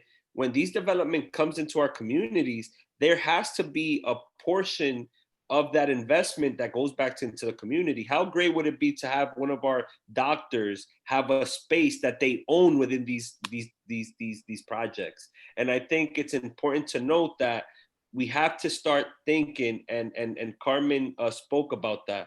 We have to stop thinking about the crumbs and start realizing that when folks want to make money off of our community, there should be a standard that helps and works with everybody, including our small businesses and certain guarantees. Steve, I know you have your hand up. Go ahead. Steve? Yeah, Angela, what are the situations where a developer is legally required to enter into a CBA? I don't believe it applies to every single situation, but there may be some where it's absolutely a requirement. Like Columbia had to negotiate and provide a CBA for its Manhattanville project. And I think that may have been a requirement. But is there something in the law that stipulates when a CBA is required? So what I can tell you is that many times CBAs are entered into because the community demands it. My understanding is that there isn't a city law that stipulates that, but there are municipalities that have created laws that say that for X project of X size, they must enter into a community benefits agreement. So I can't answer the question about New York City specifically, but it has happened in other cities. Well, my suggestion is that's what we should be. That's what we should research, because I mean, if developers aren't required to, there's certainly far less of an incentive for them to do it. With respect to the radio tower project on 181st Street, when they came before the community board, we negotiated and got a half a dozen concessions from them. I don't know that that would constitute a CBA, but it was there were some provisions there that were comparable to what you would have in a CBA. Correct. I think the closest we have in our recent history is with the 87 points of agreement that Edonis negotiated in the Inwood rezoning. Not that that's a CBA. Right. No, that's true. And I think that the other piece, and by the way, I mean, I commend the community board for negotiating the community benefits agreement with 181st Street. I'm a very big believer that it is really important that people or organizations that may not be in the formal structure also be at the table negotiating, because I think then you get a diversity of voices around what the needs of the community are. But the great thing about the community board is that it actually does have a lot of those diverse voices. And, I mean, I just, it's just so important to reiterate that when you have diverse voices around the table, then you get some really unique and interesting ideas. Because it's the people that are living in this community, and I think it's really important to have people that are marginalized at the table as well, because they're the ones who are going to be able to say, well, this is actually what's needed here. And so what happens in certain municipalities who have community benefits agreements, just really quick, one final piece is that when cities see that a good CBA or a good constellation of strong CBAs actually lift people and lift thousands of people out of poverty, that's when they start then putting legislation in and saying, for X amount of of the kind of development you want to do, then you have to make sure that the CBA invests this amount of money or a value of this amount of money? Because that's what we're really talking about here. How do we uplift people out of poverty? Perfect. I actually have a question before anybody. Sally had a question. Yeah, I have a question actually, Domingo, first. Okay. The question I have for you is, how do we ensure that we can bring those those people to the table? Because in order for this, like you were saying, to be effective, we have to make sure that the community actually represents the community. And you know, and I see that in problems with even Manhattanville, where it's like people are saying, "Oh no, we didn't get anything that we needed." Our community, you know, they didn't hold up their end of the bargain. You know, you hear those sort of things. How do you ensure that? Are there some techniques or methods to make sure that that the people that should be at the table are actually at the table and not marginalized from being at the table? You know, I mean, I think that actually does take a lot of different people working together, and I think it takes a little bravery. And when you know, I mean, if there are negotiations happening in secret, that's a problem. That's a problem, or especially around a CBA. So if someone learns or finds out, then they have to let other people know. And there has to be a process. There has to be a process around when a community benefits agreement is about to be negotiated. And the process can be created by multiple stakeholders. Then the process, and I mean, this is something that can be developed together with the community board, with certain potentially certain nonprofits, or certain individuals that have that are tapped in. There are these folks that are informal leaders that are tapped into the community. And so I think it just takes someone taking, you know, leadership and saying, we got to make sure that these voices are at the table as well, and just create a process for that. Okay, Sally, before we move on to the next item, is there anybody else that wants to ask a question? Going once, twice. Go ahead, Sally.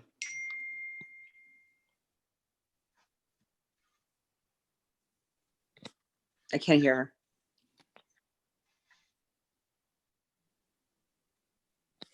Ideally, starting in 2021, we won't have those kinds of problems with community benefit agreements. My comment is just to Steve. There was also a community benefit agreement for the Muskota Marsh development in Woodhill Park. It was battered back and forth for years. I think it wasn't signed by both sides. I don't think it was even clear which were the two sides, but that was also a small fraction of what the Manhattanville project was, but that also necessitated a community benefits agreement with Columbia.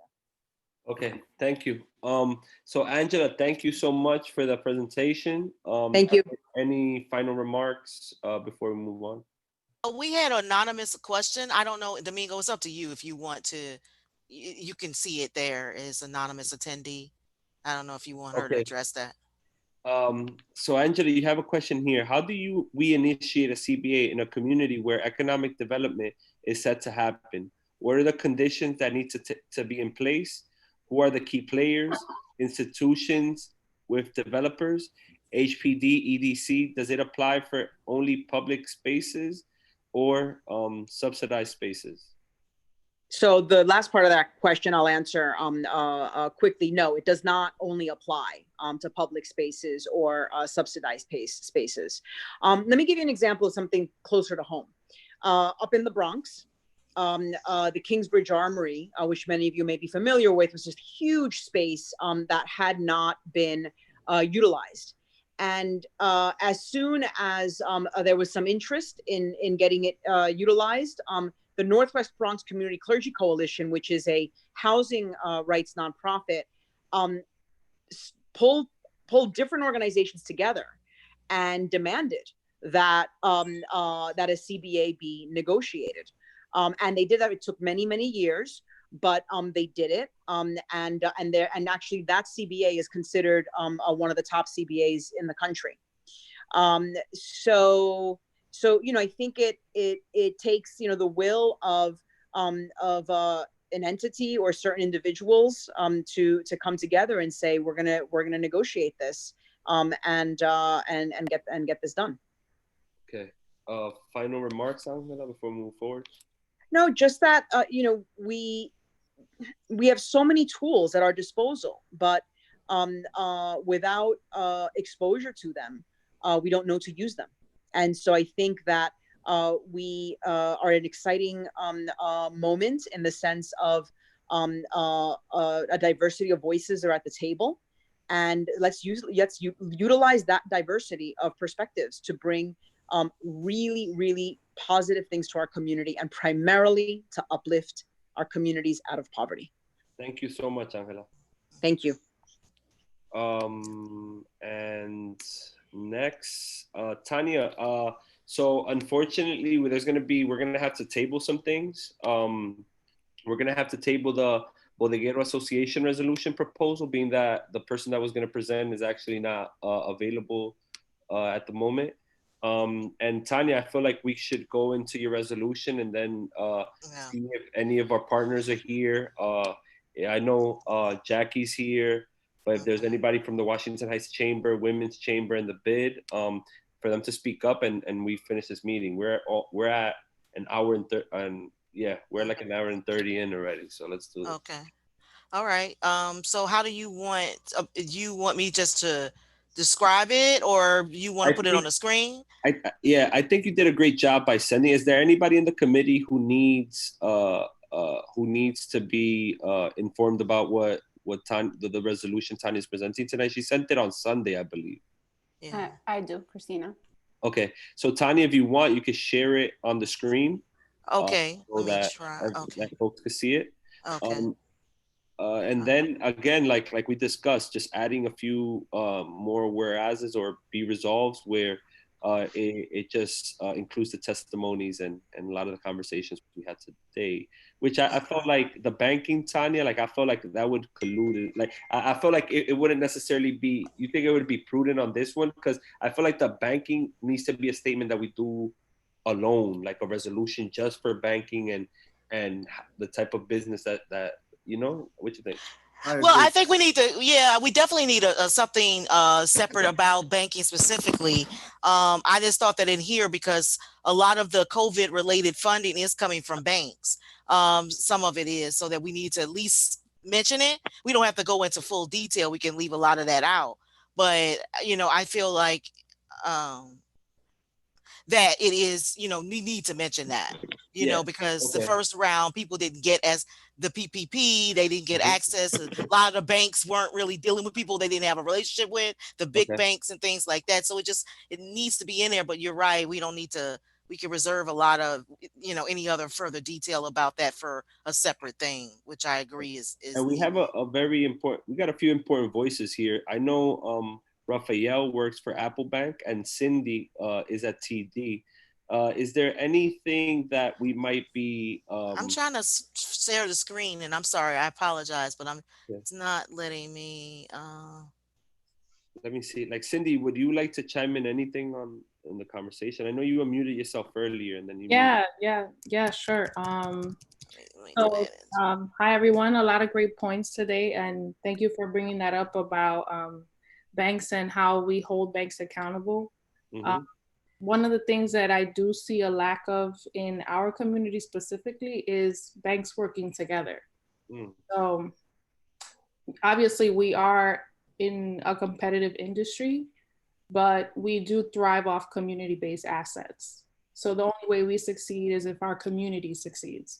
So a lot of what I've tried to do is to gather the banks in the community to try to come out and support in different ways.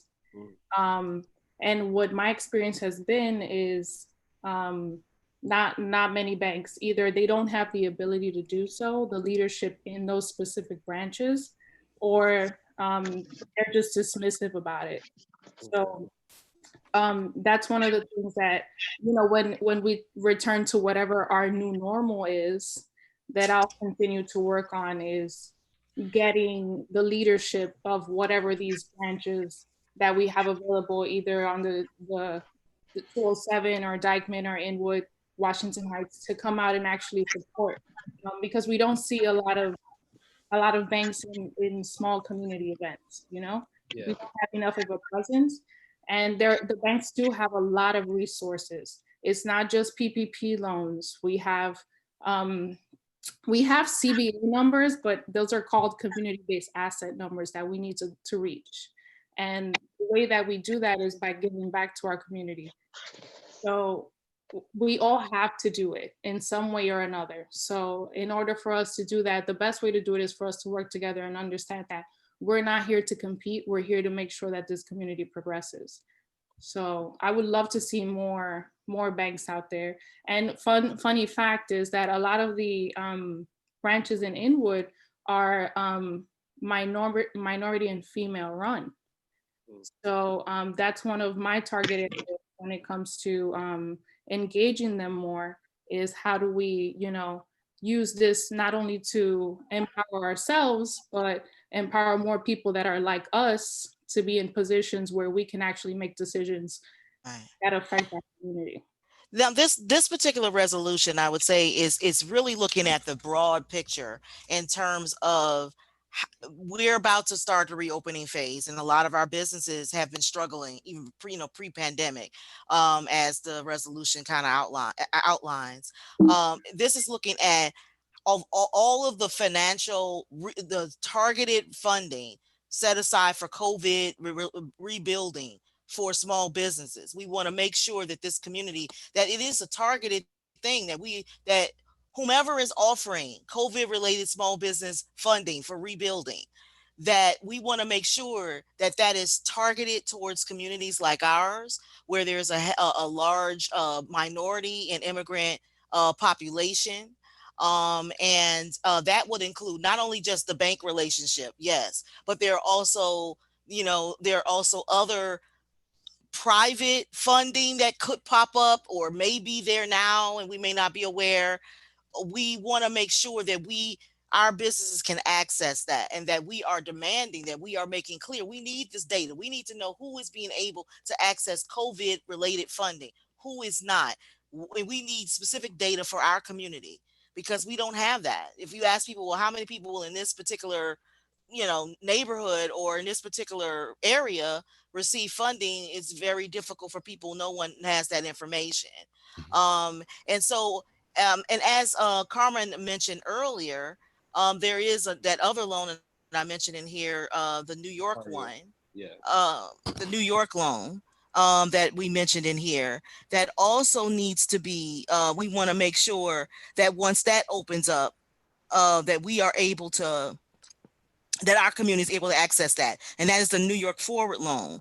Now that is for business, as she mentioned, with fewer, it could be businesses or nonprofits with fewer than 20 full-time employees. And it is targeted for minority and women-owned businesses in regions that have reopened. So we are not quite there because our city has not reopened yet officially, but as of Monday, it will be in that reopening phase. So we want to make sure that our community is going to have access to those funds, and that we're going to have data to show us that our community is being able to access those funds. Interestingly enough, they provided a chart on how it's going to be broken up, because like I know downstate is receiving X amount, upstate is receiving. They broke it up into the different regions and how the percentage of that each region is going to be able to get of that New York Moving Forward loan. Now, I want to make sure I include all of you all's amazing suggestions, because I did make notes, and I just want to see what things need to be added into the resolution to complete it. I know I'm going to just read back some of the things that you all said and see in what ways that we can incorporate this. There was a mention about the targeted testing, so that businesses, targeted COVID testing, temporary uses of spaces, of businesses have temporary use of spaces to help them to, kind of bridge that transition between not opening and reopening. We mentioned it's more towards, I think Nobles was trying, and Nobles, you could speak. Go ahead, Nobles. I think he was going to address that. Thanks a lot, my dude. I'll go just that, but I also have, two other quick questions. Okay. It was basically what I was talking about before in the beginning of this meeting was basically about when we get more testing available, antibody and also COVID, the first places they should look in the neighborhoods for testing should be businesses with the requisite amount of space, of course, and also the safety accommodations, if you will. They should look at local businesses to rent that space first versus empty storefronts from landlords. First and foremost, that is certainly something I think that we should put in this as a part of that bounce back. And I think you got that down. My two questions with this, though, and first of all, thank you so much, Tanya, for putting this together. I read it on Sunday. I absolutely love it. It's about transparency. But one thing I don't feel is in here is actually talking about transparency of where this money goes. So it's not just this money needs to come to our local community. It's we need to make sure that where the money does go, wherever it goes, we know where it goes. Right. And so if there's a way that that was the first resolve. Yeah, that was the first resolve. Sorry, let me see. That we are asking for community-specific data by race, gender, and ethnicity on who receives COVID-related funding, both now and into the future. Oh, sorry, I misread that. Thank you, Tanya. So I appreciate it. For that, because that's, like you said, that's a big problem. We don't even know. And dude, how can we hold people accountable if we have no idea? Yeah. We got to hold them accountable. Like you all are saying, we have to hold them accountable. So is there any way you want me to more clarify that? Is there anything you think could make it, anything you'd like to add in there that would make it more? Can we say data and information? Because I work in marketing and data for me can be extremely amorphous. I can tell you there are 1,000 women between the ages of 25 and 54 that receive this, but I'm not telling you that 809 received this. You know what I'm saying? And so data and information, correct. And maybe business information might be even more precise, because they'll be like, well, I gave you the data for the owner, not, what the bit. I think that would get to it. Thank you. And my second thing, this is maybe for you, Domingo. I know that the community board goes on like hiatus or break or whatever, after this meeting for business development.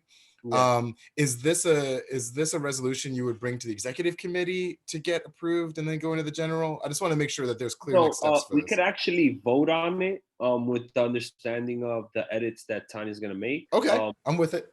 But in the case that folks don't feel comfortable on voting for it today, is something that I would definitely put up for the executive. But remember, we go in hiatus July and August, but that doesn't necessarily mean that as a committee, we can't just all coordinate and say, all right, let's meet at least once in July. That's true. So cool. I would rather this not come out of the executive committee meeting. I want to do it. I don't find that very equitable, but I would prefer that this comes out of the business development committee, just from us. And I just would really like to take that out of the equation. I don't want to go through that. I second that. Tanya, what's important to note is that all options have to be available. And if Nobles is stating like, hey, being that this is happening, are we going to wait till September? Like, no, there's different avenues that we could explore. And that's why you're chair. My man. Right. All right.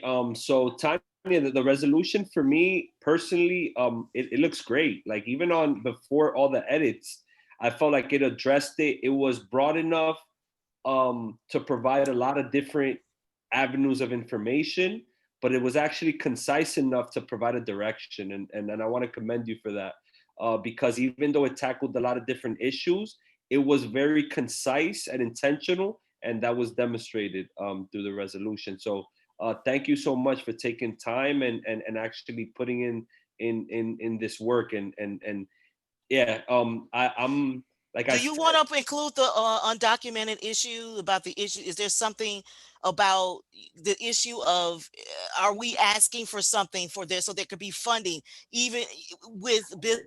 Yeah, I think addressing what Carmen De La Rosa said with that bill, remember taxing the rich and creating that fund, if I'm not mistaken. New revenues. We could also add it to your have resolve. A large number of employees or. We could also add it to your resolve right, here that's what I was thinking in terms of like citizen demographic, or I don't really know how we want to word it, but you could add it as a piece of the resolve to call it out specifically. on, the businesses with, a percentage of documented or undocumented. I'm not really sure how to word it, but I'm not. Yeah. I think Steve Simon also has his hand up. Were you trying to say something, Steve? Sally too. Yeah, Sally just raised it right now. Well, I just wanted to add something to Noble's suggestion about requesting business information, that you should use the word specific business information, not just leave it general. And if the aim here is to make sure that our businesses receive this funding, I think we need to get the word out to them that Yeah. this funding is available.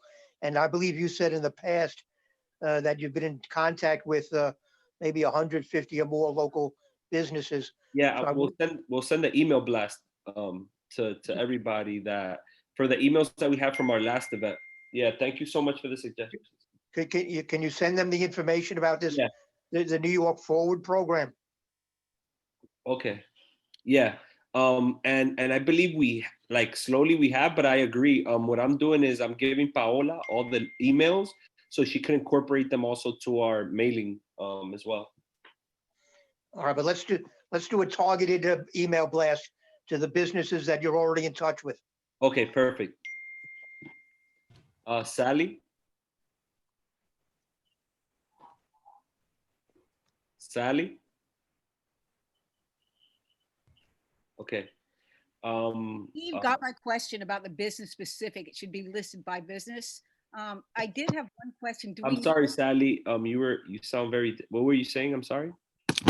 Steve got my first comment, which was that it should say business specific data. I know, like on the federal level, there's a database that you can look up and see who got federal funding, and there should be the same available on a state and city level. Have any of the business associations, like the Washington Heights BID or the Chamber of Commerce, reached out to our businesses to see who's actually received these funds? I'm not sure. What I could do is I could create a thread with all of us in it, with the entire committee, and reach out to Isidro, Sandra Harris, and Kenya Abreu, to be able to see if they have done any type of study or survey. Great, thank you. All right, we have a question here from an anonymous attendee. Is there any resources for people starting their first business? I know the priority is helping the current businesses, but for those who want to take this time and start a business, are there any specific loan options?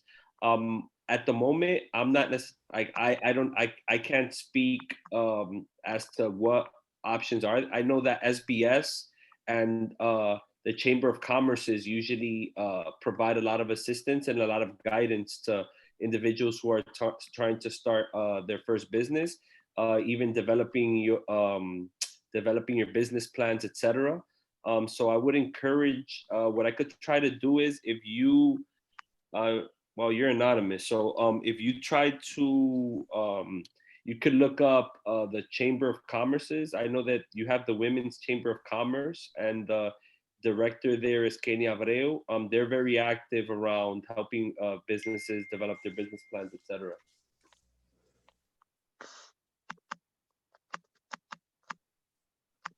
I just want to, hello, I'm Rafael Fernandez. I'm the branch manager of the Apple Bank branch on 181st. Just wanted to touch base on that question there in regards to starting up a new business or getting information. Okay. SBA and has government funding for those types of loans. In regards to the new loan that Tanya was speaking about, which is the New York FLF, Apple Bank is actually an investor and is providing capital to New York businesses to receive those loans. Being that Apple Bank is not an SBA lender, these are the channels that we're using through other larger institutions. We're not the TD banks, we're not the Chase of the worlds. They have the SBA approval. Unfortunately, Apple Bank doesn't. So we are helping our community through the other back channel. Oh, perfect. Thank you so much, Raphael. I was scrolling down and I didn't see a name. I was like, oh, I thought you had Gano. But thank you so much, because Raphael is our public member, and he leads the efforts at Apple Bank on 181st Street, and he's also a resource to being able to provide information as to, like, because I consider Apple Bank is a community bank, right? Correct, to an Yeah. extent. Yes, Yeah. correct. I mean, we only Not have really 79 big branches in New York, but we're not a big corporate. We're not publicly Yeah. owned. So we're not public. So we're family owned. Okay, perfect. And just feel free to chime in anything else, Raphael. Is there anything else with the resolution, Tanya?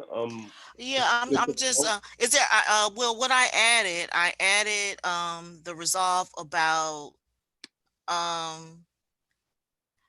we were talking about I said resolve that Community Board 12 Manhattan will work with stakeholders to ensure community businesses are informed of COVID related funding opportunities, because that was another thing that someone said that's what we wanted. Steve and I believe other people, a few other people wanted to make sure we added in there, and I'm adding in the issue, the need. We're asking for support for the Excluded Workers Fund. Is that what we're doing? Right. And so I'm adding that in there, and I'm going to have that language in a minute. Is there anything else that people think we, should be in here before we see if we're going to vote on it? Okay, let me just. Can I hear a motion for Tanya? Oh, I would like to make a motion, bring this, oh, jeez, a resolution to the floor for a vote to see if we are, to bring this for a vote. Second. Thank you. Oh, jeez.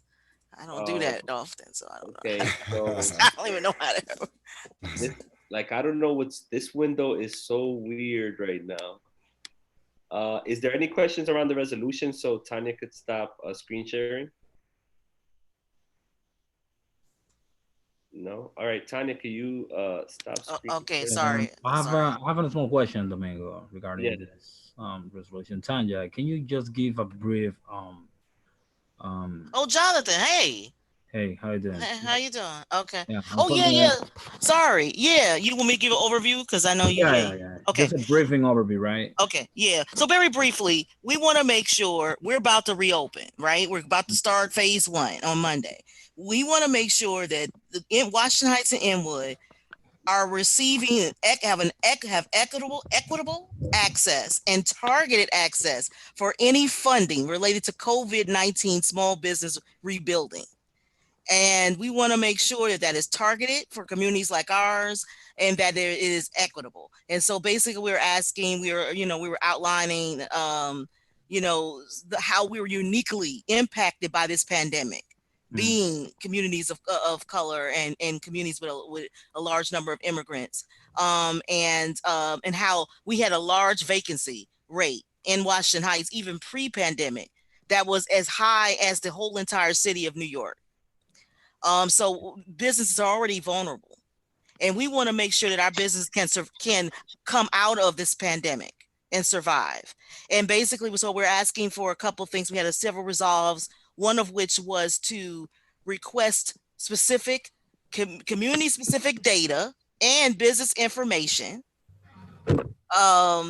by race, gender, and ethnicity on who received COVID-19 related funding, both now and into the future. We want to make sure that we acknowledge that state and local officials and other stakeholders acknowledge the need, acknowledge the impact of businesses who employ a large number of undocumented employees, and the need to support a bill that would enable those businesses to provide for those workers, which is the Excluded Workers Fund. And Carmen De La Rosa was here and she spoke about that. We also are asking community board, asking SBA lenders, banks, credit unions, and other regulated lenders participating in COVID-19 related loan programs, as well as any private corporation or nonprofit financial relief, to increase their outreach efforts to predominantly minority and immigrant communities like ours, to make sure that we have equal access to funding opportunities. Mm-hmm. And we're also asking for making sure that they partner with us, that federal, state, and local, these same entities partner with Community Board 12 to address any obstacles to access of our community, in accessing those financial resources. And also ensuring that we inform that community is informed of any funding opportunities. Yeah, sounds Okay. Is there any other questions? I second. Okay, she don't need it, but we're gonna do a roll call right now. So Tanya, how do you vote? Well, Stephen had his hand raised. I don't know if you want Steve. I'm not sure sorry. if it wasn't lowered. Unfortunately, it was called to question already. There was a second, right. so now we got to vote. Okay. All right. Unless I'm wrong, Steve. Excuse me? Unless I'm wrong, like there's no questions right now, being that it was. Well, if I could, I haven't had a chance to see the resolution. I just want to make sure that it emphasizes that our community is made up overwhelmingly of small businesses, not national chain stores or major stores, and it's the small businesses, such as in communities like ours, that need the help the most. Oh yeah, definitely. Steve, we you do. okay, man? You sound like you're wheezing. Man. Yeah, I know that's not good. I hope you're not coming down with Rona. That is not cool. Rona is not cool. No. Please tell me no, Steve. Please don't let that happen. Well, it's an asthma condition. I hope it doesn't lead to anything else. Yeah, so I was just very briefly before we vote, because I do want to get, I did mention, yeah, we talked about the community district needs assessment from both Inwood and Washington Heights, where we noted the storefront vacancy rates that was very high in Washington Heights. And that most of the type of business we have were those that were closed, that were deemed non-essential, and had to close down, and that we have a lot of restaurants in the community that were reduced to like takeout and delivery only. So, and it did, emphasize how communities like ours are uniquely impacted by this pandemic. You feel like that addresses your concerns, Steve? I don't know. I'd have to see the language, but I mean, the point would be that, again, that our business environment is made up almost entirely of the small business type stores, and not the larger stores that seem to be glomming the money up to now. And I would like to have that point specifically made. Okay. Okay. Tanya, do you accept that? Yeah, I accept that. We could definitely do that. Yeah, Steve, so if you have, I feel like you and Tanya can communicate. She'll send the resolution over once it passes. Yeah. And any additional language could be added then. Yes, we have a history of communicating. Yes, we do. Very well. Very well. Okay. All right. So All right. Tanya, do us the honor. First of all, do you feel like we have to do roll call, right? Since this is virtual? Yeah, we have to do roll All right. call. Tanya? Yes. That's a yes, right? Yes. Jonathan? Yes. Nobles? Yes. I know Christina? Yes, definitely. And welcome to the committee, Christina. It's Yes. Thank she's a new you. person. She's a new. Welcome. Hey, guys. Welcome. I didn't know that. Hey. Yeah, sorry it's so long. It's just that this has been like our first virtual meeting in probably like 2 months at this point. So we had to compress a lot. No worries. I look forward to meeting all of you guys individually and getting to know you a little bit better. Okay, thank you. Cindy? Yes. Francisco? Yes.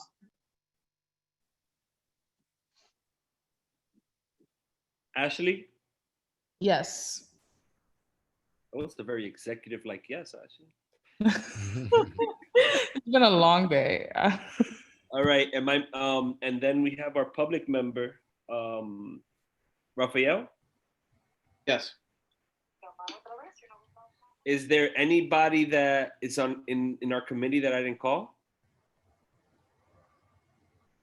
Okay, so Domingo, yes. So our Tanya resolution passed unanimously.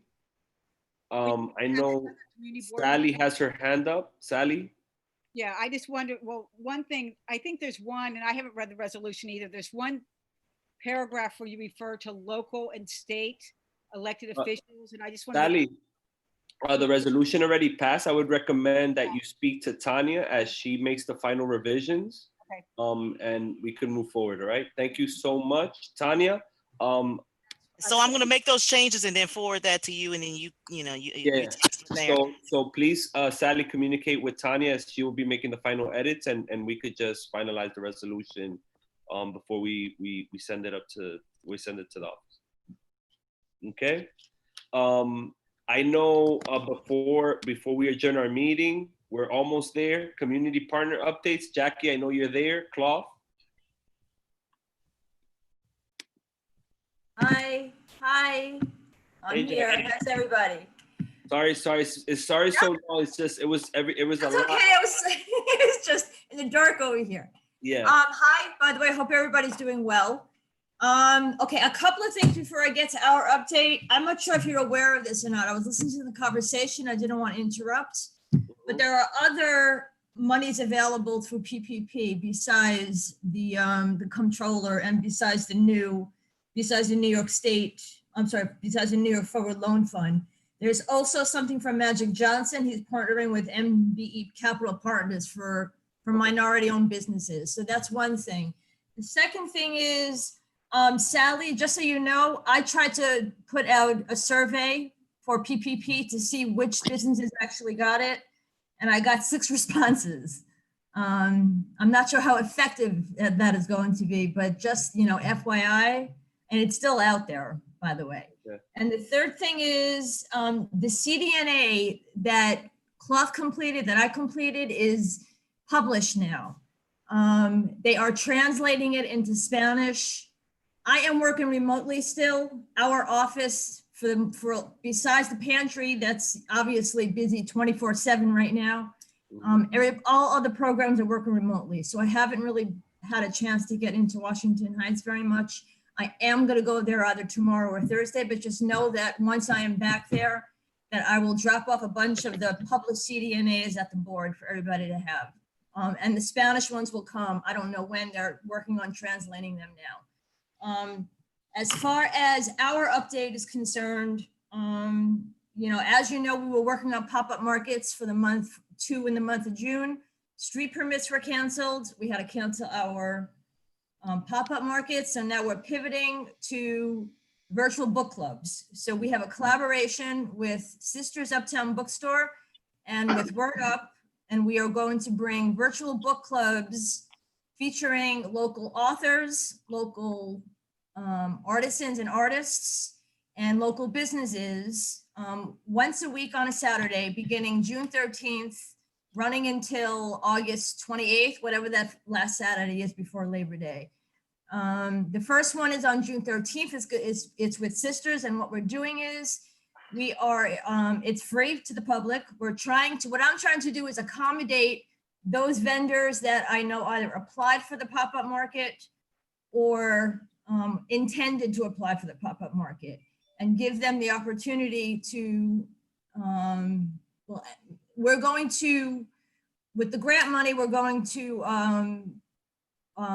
give money to artists. So each book club that we're having, it's going to feature an author. It's going to feature a work of art by an artist valued at $150. We're going to pay the artist for the work. And then we're going to get a gift card for a local business worth $50. We're going to raffle off. And then the first 5 who register will get a free book. Do me a favor, Jackie, could you send me all of that? And then I'll just forward it to the committee. Sure. If you, look in Heights, it's right there. In the what? In Heights, it's all there. Okay. We had it'll be there every week anyway with the links and stuff, but it gives a description. But Okay, don't cool. worry, I'll send it to you, Domingo. Yeah. All right. Thank you so much. And sorry, I've been so No, that's fine. I'm Listen, I literally- understand. I'm going through my emails now, through my community board emails. I have 173, and I promise you I will get back like sometime this week. It's just I feel like I don't know how everybody's feeling, but it's just a lot going on right now at the same time, and it's like I feel like I'm working more now than ever, you know. So it's like, yeah. So is there anything else, Jackie? Nope, that's it. Just I fear to do my business inventory when I go back there. I have to tell you, Yeah. you know, really, it's going to be harsh. It's gonna be tough, but however we could help out, Jackie, you know, you can always count on us. Let me know. And our committee, as you know, is always responsive. I know you and Tanya maintain communication, so you know if anything, you could always reach out to her. Okay, thank you, Domingo. Thank you, everybody. Okay. Do we have anybody here from the Washington Heights Inwood Chamber of Commerce, Women Chamber of Commerce, or the BID? No. With that being said, could somebody do the Motion to adjourn. Yes. Second. Hey. Thank you very much. right. We will be back, and stay safe, man. Times are tough, and like I said again when I started the meeting, don't let the narrative of the looting dissuade folks from what's really happening. It's systematic racism being called out, and policing that is ineffective, and it's past its time. So let's keep championing and being voices for our community. And if anybody else has some closing remarks, feel free to do so now. Thank you, Chair. That's it. I quickly just want to, if you guys could add me to your email blast, or Okay, if will Domingo, if you can email me, I appreciate Okay, that. we'll do. Yeah, Thank I was you. misinformed today. I was like, okay, we got a new member. No worries. Welcome, Christina. Thank you, All guys. right. My pleasure. Okay, Take it thank easy. you, Domingo. Thank you for the invite. Thank you, Evelyn. It was long Bye-bye. overdue. I yes. But I like listening to everything today. Thank I'll you. be present more often. Thank you. Okay. Did we ever get the email from Carmen? Yes, I'm gonna text it to the group. Right, I'm gonna text it to the group, but I'm also sending it to the I'll send it to you through Instagram, and then I'll send it via email to everybody in the. Domingo. Yeah. I hate to do this, but somebody want to know how they become a public member. Do you want? They are anonymous, so I can't forward you their email. Yeah, you would have to contact the office, and the office has the paperwork. And then part of the process is you identify what committees you want to be part of, and then they add I guess the chair is the person who assigns. The chair assigns you to committees that based on your interest. All right, I have their email. I have it. I'll forward it to you now. They sent it to me. Okay, All perfect. All right. Anybody else? Hasta la vista. Bye bye, guys. Good night. Bye, guys. Stay safe. Everybody have a great Take care. summer.